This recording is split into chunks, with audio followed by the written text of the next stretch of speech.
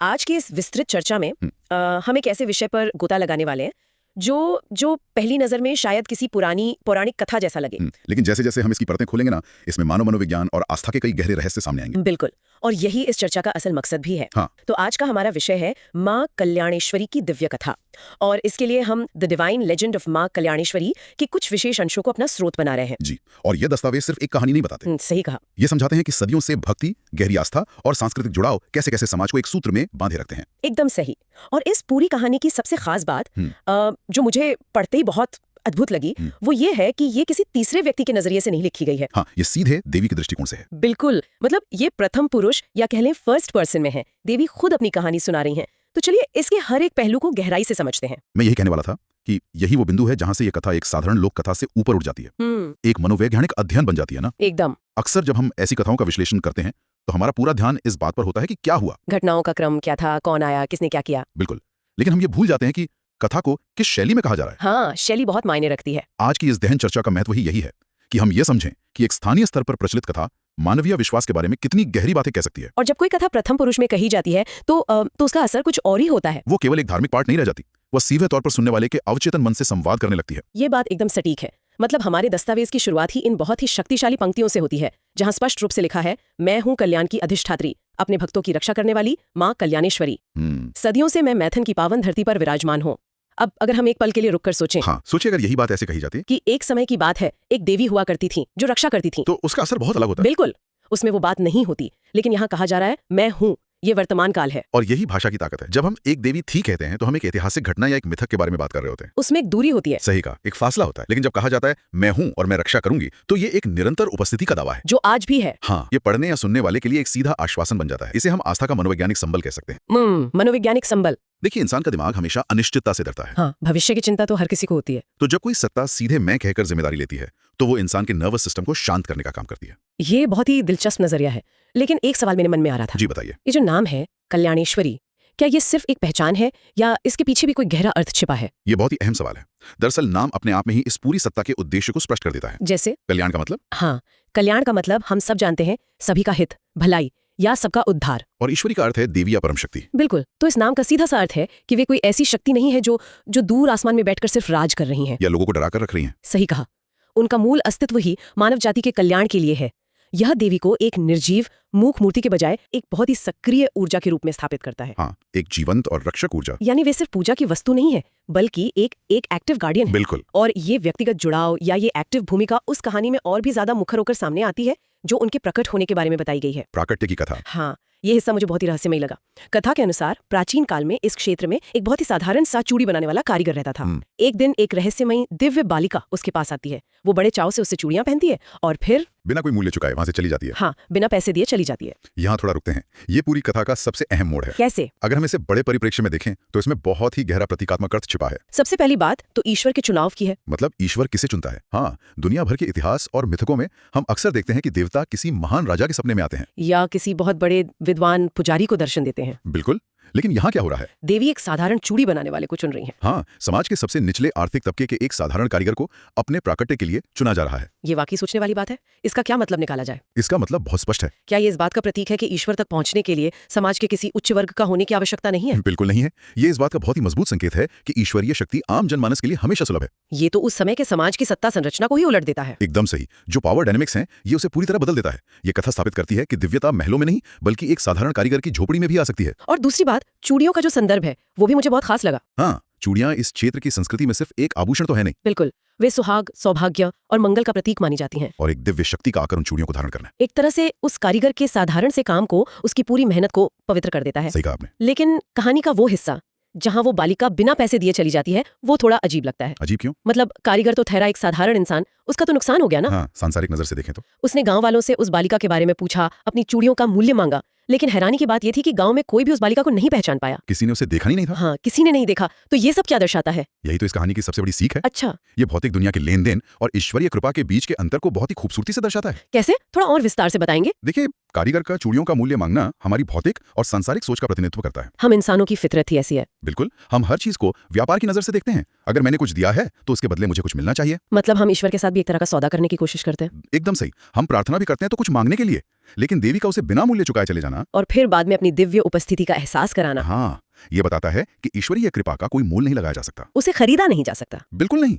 वो हमारी इंसानी अर्थव्यवस्था और लेन देन के नियमों से बहुत परे है। और जहां तक गांव वालों की बात है, उनका उस बालिका को न पहचान पाना, वो इस बात का प्रतीक है कि समाज अक्सर अपने आसपास मौजूद दिव्यता को पहचानने में अंधा होता है। ये बहुत ही गहरी बात है। ईश्वरीय अनुभूति बहुत ही व्यक्तिगत होती है। मतलब हर किसी को वो अनुभव नहीं होता। वो कारीगर उस अनुभूति के लिए चुना गया था, इसलिए केवल वही उस दिव्यता को देख पाया, जबकि बाकी दुनिया के लिए वो अदृश्य ही रही। और अंततः जब उसी स्थान पर उनकी दिव्य प्रतिमा प्रकट होती है, तो वो उस कारीगर के व्यक्तिगत अनुभव को एक सार्वभौमिक सत्य में बदल देती है। बिल्कुल, एक यूनिवर्सल ट्रूथ बन जाता है वो स्थान। ये नजरिया तो इस कहानी को बिल्कुल ही एक नया आयाम दे देता है। एक साधारण सी लगने वाली घटना में इतनी गहरी फिलॉसफी छिपी है। और इसी फिलॉसफी ने उस पूरी जगह का भूगोल बदल दिया। हाँ, अब इस घटना ने केवल उस कारीगर के जीवन को ही नहीं बदला, बल्कि जो जानकारी हमारे पास है उसके अनुसार इसने एक पूरे भौगोलिक क्षेत्र की पहचान ही बदल कर रख दी।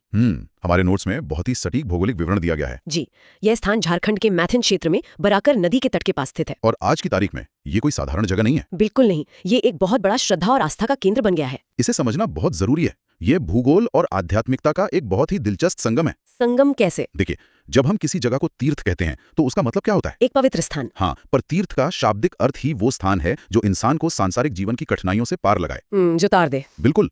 जब कोई भौतिक स्थान जैसे झारखंड की वो जमीन, वो बराकर नदी का किनारा एक गहरी आध्यात्मिक मान्यता के साथ जुड़ जाता है, तो वो सिर्फ मिट्टी, पत्थर या पानी नहीं रह जाता। सही कहा, वो एक सांस्कृतिक और मनोवैज्ञानिक लैंडमार्क बन जाता है। और शायद यही वजह है कि हमारे दस्तावेज विशेष रूप से ये उल्लेख करते हैं कि नवरात्रि के समय यहाँ भक्तों की भारी भीड़ उमड़ती है। बहुत भारी भीड़।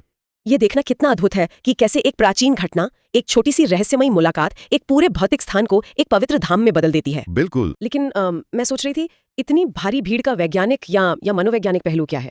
क्या ये सिर्फ एक धार्मिक कर्मकांड है या इसके पीछे कुछ और भी है? इसके पीछे बहुत बड़ा मनोविज्ञान है।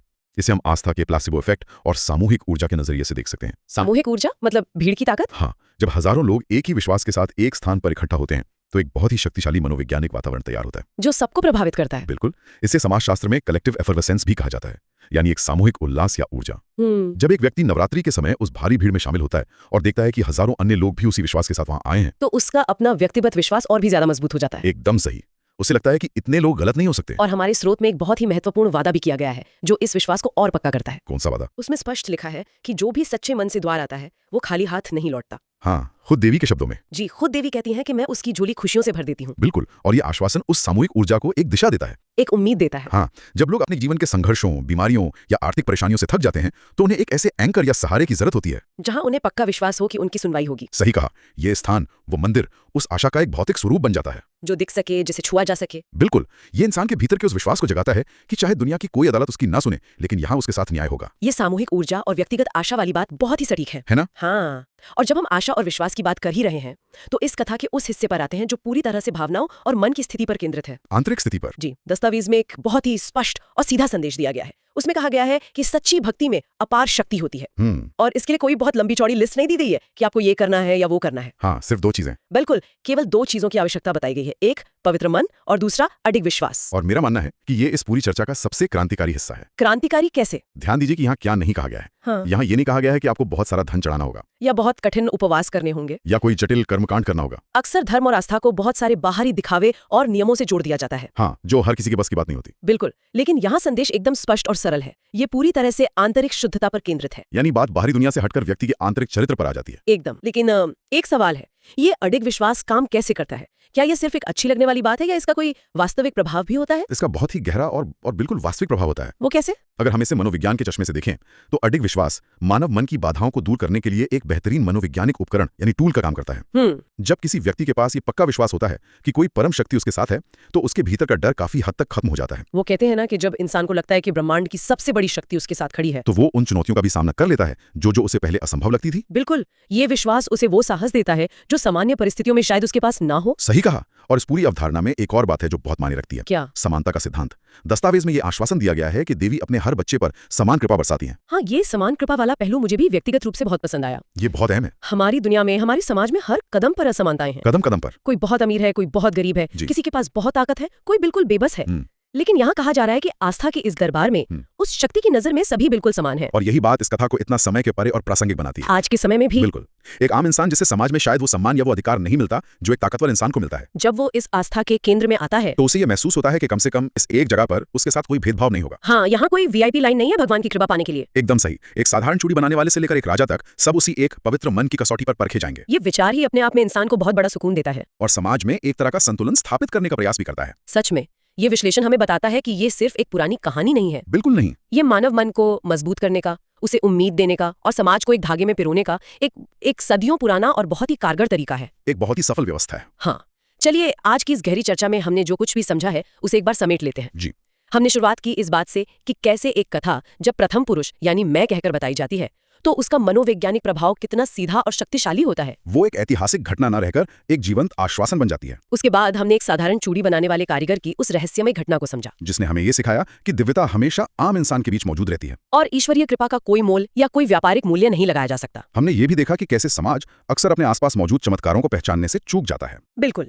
और फिर हमारी चर्चा इस बात पर आई कि कैसे एक छोटी सी घटना ने झारखंड के मैथान और बराकर नदी के उस भौगोलिक क्षेत्र को एक ऐसे पवित्र तीर्थ में बदल दिया जहां हर साल नवरात्रि में लाखों लोगों की सामूहिक आस्था और ऊर्जा का सैलाब उमड़ता है। और अंततः हमने इस बात पर गौर किया कि सच्चे मन और अडिग विश्वास के सामने सारे कर्मकांड फीके पड़ जाते हैं। और आस्था के दरबार में पूर्ण समानता का सिद्धांत कैसे काम करता है। इस पूरी यात्रा को देखने के बाद एक बहुत ही गहरा विचार है जो उभर कर सामने आता है। मैं भी वही सोच रही थी। एक ऐसा विचार जिस पर इस चर्चा के खत्म होने के बाद भी देर तक मनन किया जा सकता है। जी बताइए। जरा इस बारे में सोचिए। जब कोई लोक कथा या पौराणिक मान्यता मौखिक परंपराओं के माध्यम से एक पीढ़ी से दूसरी पीढ़ी तक पहुंचती है, और वो भी उस प्रथम पुरुष कथन में जहां कहा जाता है मैं तुम्हारी रक्षा करूंगी या मैं हमेशा तुम्हारे साथ हूं, तो ये इंसान के अवचेतन मन यानी सबकॉन्शियस माइंड को किस हद तक आकार देती है। ये सच में बहुत गहरा सवाल है। क्या इसका मतलब ये है कि कहानी की असली ताकत सिर्फ इस बात में नहीं है कि वो क्या संदेश दे रही है? बिल्कुल, यही सोचने वाली बात है। क्या किसी कथा की शक्ति केवल इस बात तक सीमित है कि उसमें क्या बताया गया है, या फिर उसकी असली शक्ति, उसका असली जादू इस बात में छिपा है कि उसे किस शैली में बताया गया है? एकदम सही। एक कहानी जो कहती है उसने रक्षा की और एक कहानी जो कहती है मैं रक्षा करूंगी, इन दोनों के बीच का जो मनोवैज्ञानिक अंतर है, शायद वही वो असली नींव है जिसके बल पर सदियों से ऐसी कथाएं और ऐसी आस्थाएं जीवित हैं। इंसान को शायद उपदेशों से ज्यादा एक भरोसेमंद आवाज की जरूरत होती है। सही कहा, एक ऐसी आवाज जो कहे मैं हूं। ये एक ऐसा विचार है जो सचमुच लंबे समय तक हमारे साथ रहने वाला है कि सिर्फ संदेश नहीं बल्कि संदेश देने का माध्यम और उसकी आवाज भी उतनी ही या शायद उससे भी ज्यादा महत्वपूर्ण होती है। बिल्कुल। शामिल होने के लिए बहुत बहुत धन्यवाद। दुनिया भर की ऐसी ही अनगिनत कथाओं में मानव मन की आस्था, उसके डर, उसकी उम्मीदों और विश्वास के अद्भुत रहस्य छिपे हैं जिन्हें एक एक करके समझना हमेशा एक नई दुनिया के दरवाजे खोलने जैसा होता है। और ये सफर आगे भी जारी रहेगा। बिल्कुल। अगली बार फिर मिलेंगे एक नए विषय और कुछ नए रहस्यों के साथ।